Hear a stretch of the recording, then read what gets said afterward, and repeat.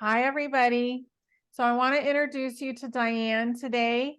So I want a little thing that I want to say about Dianne is she and I are the ones that are giving away free sessions every other week. When I'm doing those Ask Honey C Golden questions from the audience.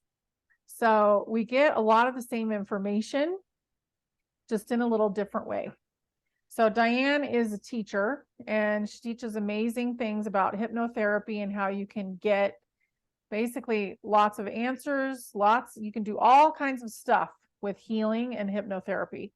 So I want Dianne to just introduce herself and tell us, how did you get into this? Yeah. Well, hello, everyone. I'm Dianne, and I kind of fell into hypnotherapy. I started out my career after college selling pharmaceuticals, and I can look back now and say my soul was really searching for a better way to be able to help people heal and help people to make change for them in a meaningful, positive, powerful way. Back in pharmaceutical sales, like I said, I did that for 10 years. I just didn't have a lot of joy, especially towards the end. And so I made the decision, I left that and I started my own business doing consulting work. And one of my first clients, sales and marketing consulting work. And one of my first clients was a hypnotherapist. And this was a huge change in my life. So of course I was going through a lot of stress and I was single at the time. So a lot depended on me being able to make this business a successful one. And I went in for a meeting with this hypnotherapist and he just looked at me and he said, Dianne, what's going on? You don't look like you're having a really good day. And I said, no, I'm really not. And I had shared with him what my background was and my transition into this new business. So he had a little bit of that information. And I said, I have this stress headache and I can't shake it. And he said, well, would you like to take a chair over here and I can help you with that? And I was like, okay, with a great big question mark, because I really didn't know a lot about hypnosis. And I trusted in this process and he explained a little bit before we started to do the work together. And I was like so impressed with how I could make change in my body. And when I work with clients, I'm always telling them that we have grown up in an environment where show me the proof and evidence, and then I will believe.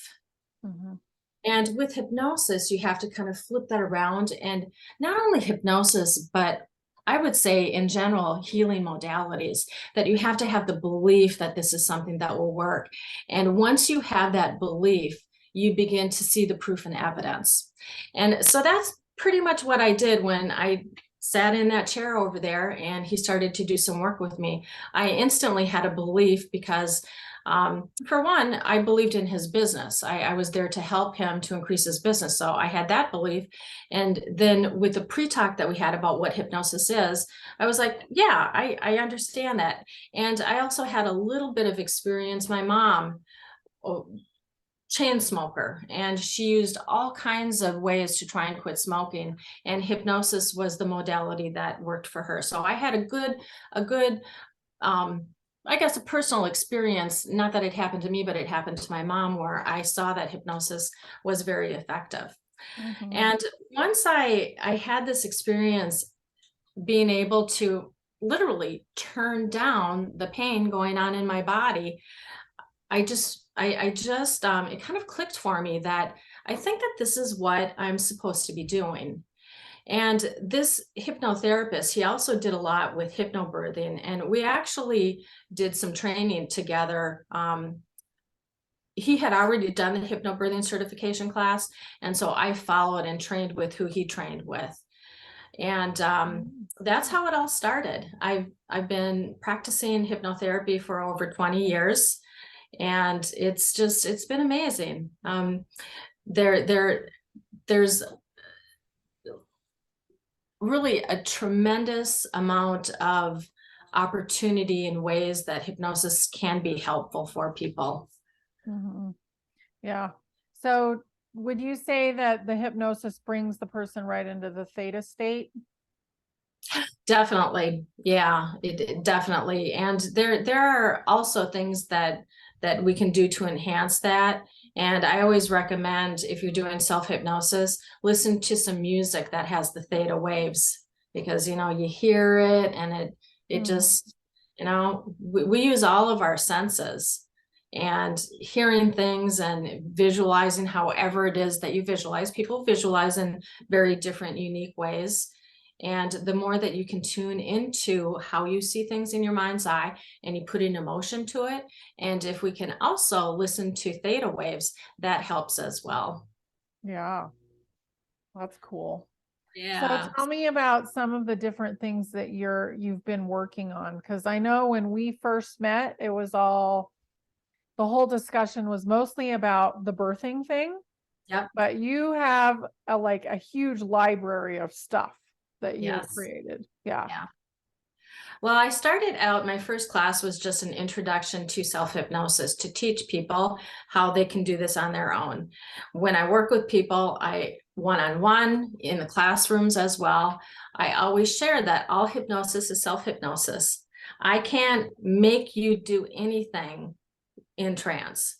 All I can do is educate, teach you, and use techniques that I have learned along the way to help guide you with this. So that was my first class, the self-hypnosis. And I did a higher self, tapping into your higher self, your intuition, your inner wisdom. And I, we were talking earlier, honey, it's like I have all of these ideas. There I know. just are so many different things that you can use hypnosis to help people with. Mhm. And this is something that is really important for people to know and understand. We go into trance naturally all the time. Right now, you and we're focused on each other, and we're probably less aware of what is going on around us. This is a light state of trance. Yeah, So people are already good at it. we are. Well, it's Yeah, like a daydream, you it know? is. Yeah. It is. Hmm. I know this is an example that people can relate to often. If you're driving and you might be thinking about maybe something that happened recently, or maybe you're projecting out into the future, something that you're expecting or thinking about. And all of a sudden you're driving home, or you're driving someplace that you know how to get there. All of a sudden you're there. And you're like, I don't even remember making the last 4 turns. Yeah. And what has happened in that situation, people will call that highway hypnosis. But what happens in that situation is the conscious part of your mind that's thinking about or analyzing things is actually kind of sitting off to the side in the passenger seat. Mhm. And the subconscious part of the mind, where your habits are, your long-term memory, the part that knows how to drive, the part that knows how to get to where you're going, has taken over automatically. So we're all really very good at it. The Oh, yeah. power is like, once you understand how to use hypnosis, self-hypnosis, you have so much power in your hands to change and bring about positive changes. Hmm. Athletes use this all the time. They visualize, they close their eyes, and they imagine performing at their peak performance. Hmm. And the amazing thing is they've actually looked at the brain using a PET scan, and it shows the imaging, the centers of the brain that are triggered when you're thinking or doing something. And they hooked people up to the PET scan, and they put them on a treadmill, and they had them walking on the treadmill. And the other group, they put them into a hypnotic trance and had them visualize or imagine that they were on a treadmill. And the interesting thing is the centers of the brain for both these two groups, they lit up almost exactly. Hmm.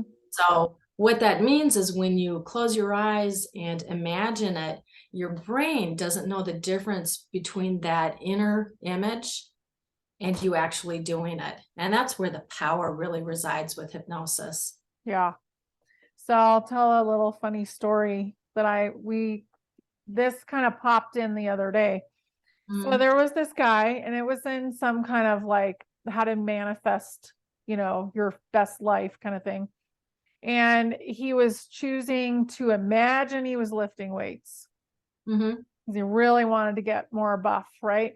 And then he basically got just as buff as he would have if he went to the gym just by sitting there and imagining it for 20 minutes a day. Yeah. So Powerful. we have so much power. And if you can learn how to do it, like, why not? Yeah. And the sad thing is we were never taught how to do this. You know, if for those out there who go, yeah, well, yeah, I do self-hypnosis all the time. It's probably because you searched it out. Something triggered and you searched it out. Yeah. I feel like The Secret gave you half of the story. Mm-hmm. You know, and that inspired a lot of people. I don't necessarily feel like it came from the good guys, that book. Oh, Yeah, but really? That's interesting. yeah, but it gave you enough of the story to get started, but not necessarily complete what you wanted to. That's what I noticed. Like you'd get to a certain stage and then it would all just kind of fall apart a lot of the time. But maybe that was part of the process, that you needed to take the responsibility. You needed to research and figure out and kind of make it your own. It did prompt that, I think, for a lot of people. Mm-hmm. I know for me to go from looking at that book, then there was another book that came out, and I think it was called I Am. Mm-hmm. And then understanding what I am meant, you know, was pretty important too. Mm-hmm. But manifestation goes hand in hand with hypnotism. Right. Absolutely. I haven't read that book, I Am, but was that like connecting with source? I am God. Yeah. It was kind of bringing your divine, and I didn't read all of it, but bringing in your divine and just knowing that, yes, I am that. So versus being, I don't know how to say it, like, let's say I want that. No, I am that. Mm-hmm. Yeah. So just getting into the actual feeling of being there and then letting go, just releasing it. That's when I had lots of success with that. I think there was a time when I want to have this much money in my savings account. Mm-hmm. I really concentrated on it and I wasn't that attached to it because I'm like, oh, I don't know if that's going to happen, you know? And then I released it and a month later it was there. Yeah. In a The totally power. random way. Yeah. The power of your thoughts. Yeah. Yeah. I have kind of a funny story about manifesting. Mm-hmm. I am not a cat person. I'm a dog person. And just one day out of the blue, I said to my husband, you know, someday I think I'd like a cat. And to be honest, I don't even know where that came from. Well, the next day, I kid you not, the next day, a cat came up to the door of a building that we were in and was just meowing, meowing, meowing, meowing. Oh. And we knew that if we didn't take it, that it was probably going to freeze in the middle of the night, or there were a lot of really busy roadways around that it might get run over. So we decided, well, you know, what are we going to do? You know, the cat's not leaving the door. So we took it home and we did everything that we could to try and find its owner. We brought it to see if it was chipped. We spent numerous times going around and driving around the neighborhood to see if anybody put up a poster, lost cat. I contacted the Humane Society of Missouri, and I looked at a bunch of sites that posted lost and found, and we couldn't find the cat's owner. And so it's like, I truly do believe that I manifested that. Oh yeah. And I didn't necessarily go through all of the steps that if I were to teach somebody to manifest, but it's like that thought came up. I could kind of imagine having a cat, and then you have to let go of the outcome. And also importantly, what I tell people, that when you see an opportunity, you have to take action on it. Mm-hmm. So I just thought it was like, that is so odd that I would say that, and then the next day, here's a cat popping up into our life. Yeah. The cat's like, there's my perfect opportunity. She wants me. Yeah, She wants I me. think so. Yeah. So I know you're going to be doing a couple of classes this January. Mhm. So what are they going to be, like the life tools series? Can you tell me about Yeah. that? Yeah. Well, typically with the classes that I've been teaching, I've set it up as a series. And I've really encouraged that you take the first class, the second class, and transition all the way through the series. I'm really excited about the Life Tool series course because they're all independent of each other. They're standalone classes. So if you see a class that you like, go ahead and sign up for it. I use this analogy a lot when I'm working with clients and when I teach my classes, that we carry with us throughout our lifetime a toolbox. And based on what our life experience has been up to that point, we have certain tools that are now available to us. Coping skills, how to self-improvement skills and tools, different things like that. And this class will really be focused on giving people additional tools to add into their toolbox. And the first class will be an anchoring. And we're going to anchor with the finger touch.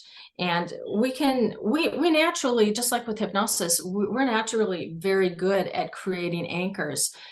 When you allow an anchor to be created without consciously being aware of it, this means that you can anchor good and negative anchors. Yeah. And so what this class will be about is letting people have that, leading people to this understanding that you do have more control than you probably realize you do. And the beauty of creating a positive anchor, you have your fingers with you all the time.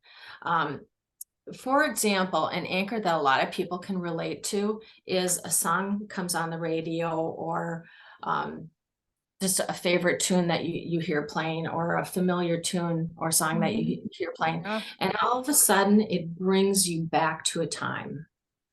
It could be a good time or a not so good time. But most often people are like, oh yeah, my husband does this all the time. We'll hear a good old song on the radio and he's like, oh yeah, boy, does that bring me back. Okay, so what has happened is with that song in the past, you anchored to it in some way naturally.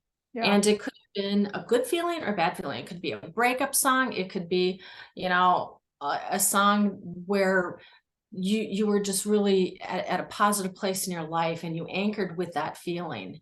And so when you hear that song, you associate that feeling with it. So I'll be teaching people how to create with the finger touch an anchor that's really positive. And so at any time I created this anchor of confidence 20 years ago when I went through my training, and I still use it to this day. And it's for me, it's nearly impossible, when I bring my fingers together, to not think and feel of that moment of confidence. And just like with anything that we do, the repetition helps to make it stronger and hold it in place. Yeah. Just like you don't believe it's true until you hear it 3 times. I Yeah, really do exactly. think, that's how it anchors into the subconscious. Mhm. So to program your subconscious with good stuff is brilliant. Yes, yes. Yeah. And then the next class, I think that's going to roll into February, will be creating a power symbol. And if you just think about symbols in our life, look at the stop sign, for example, that's a symbol. Or, and so when you just think of that, you get a feeling about it. And that feeling is probably like, oh, I got to slow down. I have to stop. Or the universal don't, the circle with the slash through it, don't. You see that, and it brings up some kind of a feeling. It's like, well, it could be different for some people, but it could be, well, that means don't, that means cross it out. Yeah. So symbols can be very powerful. And in the second class, I'll help anyone who is part of the class to create a power symbol for them. I think that's beautiful. Yeah. And it's kind of like one of the things that I think is so important for humanity right now is to take back our own sovereignty. So anything that we can do to bring that through is just massive for the whole society, not just us. Right. But if everybody's doing it, wow. It's powerful. Yeah. Yeah. And I also do think that a lot of our symbols have been taken away, and Oh yeah. you know, in a not so good way, changed. And as you spoke, that we need to bring that sovereignty back. Come We need back. to take our Yeah. symbols back and associate it with good positive things. Absolutely. Yeah, the mudras, you know, with the hand gestures and stuff, those have been turned into so many nasty things. Wow. And it's amazing. And then you're like, oh, well, that's what it was originally supposed to be. Yeah. What do you think that, We'll take a lot of stuff back. okay, I was just going to say, what do you think that process will be? Will we be able to get back a lot of our symbols? Well, one way that I erase like negative baggage or a limiting belief is that I go in, I find out what it is, and then I tell what the truth is. That's So you beautiful. find the problem and then you find the truth. Yeah. And I think if we identify the problem, then we can also find the truth and tell what that is, and that will change the meaning of it for people. Yeah. And I would bet that maybe at first it's difficult, but the more that we are able to successfully take symbols back, or, you know, change things that were associated negatively back into the loving, beautiful place that it was meant to be, it will become easier and easier.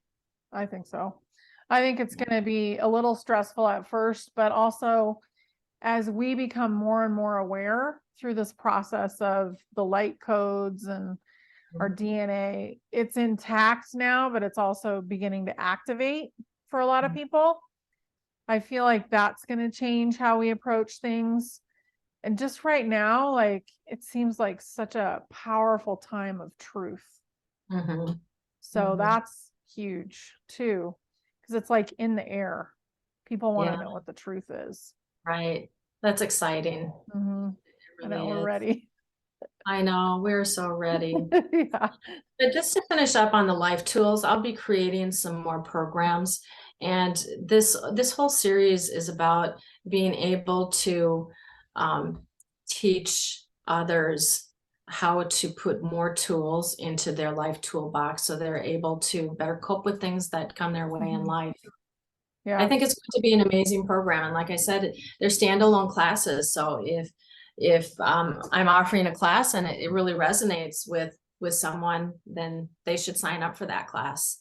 Yeah. And knowing that they don't have to take all of the classes to have success. You have success with just that one class. Right. And also, just what resonates with you. So we're going to put all that below. So Dianne's classes and Dianne's website, so you can check out, you know, what she's doing. But as far as the school goes in general, there's this big period of time where we're going to be learning. And the goal here was to get amazing people like Dianne to come in and teach the skills that we need to go into the future with. And I think that is really going to help everybody if they feel like they can do it themselves. And that's what we're going through, is becoming a sovereign being who can heal themselves and operate on their own and manage their own emotions and all of that kind of stuff, because we're creating something totally new. And I have to say that you need to believe that all of this is possible. Believe in it, and then you will see the proof and evidence that it's the truth. It works. Yeah, exactly. Yeah. Beautiful, Dianne. Thank you. Yeah. Oh, you're welcome. Yeah. Did you have any final things you want to say to the audience at all? Well, with with so many things that are coming our way, new ways of learning, new ways of doing things, and I'll probably in my comments here be more focused on healing modalities and whatever that may be. If it's meditation, if it's learning something different like tarot cards or divination, oracle cards, if it's the pendulum, if it's hypnosis, if it's energy work, if it's crystals, is to really be open to the possibilities and the potential and set your intention of belief and allow it to happen. And just trust that you're being led in the right direction when it comes to I think sometimes people can feel, especially with everything that we've been going through, that we're overwhelmed. Mm-hmm. And I always say sometimes that first step is the hardest, but once you take it and you get going, it's amazing where that first step will lead you. Yeah. And your higher self or your guide is always trying to put you in front of something that's going to get you to the next level. Yes. So if you feel like something that's happening here is the next level for you, then, I would jump on it. And you can also ask questions in these classes. I just want to say that, like, they're live. You get to talk to the teacher. Yeah. So I think that's really valuable because a lot of things are not that way. That's true. Yeah. Yeah. So, but anyway, I want to thank you for coming. Oh, well, I thank want you to for thank you for having me. teaching. Yeah. Because I think it's really, really valuable what's going on with all the teachers. And what Dianne is offering is it's like a different perspective. And we all have different perspectives on life and how things works and language and all of that stuff. So do what resonates with you, but be open to trying new things to further your education into the new kind of society that we're going into that's going to be really beautiful.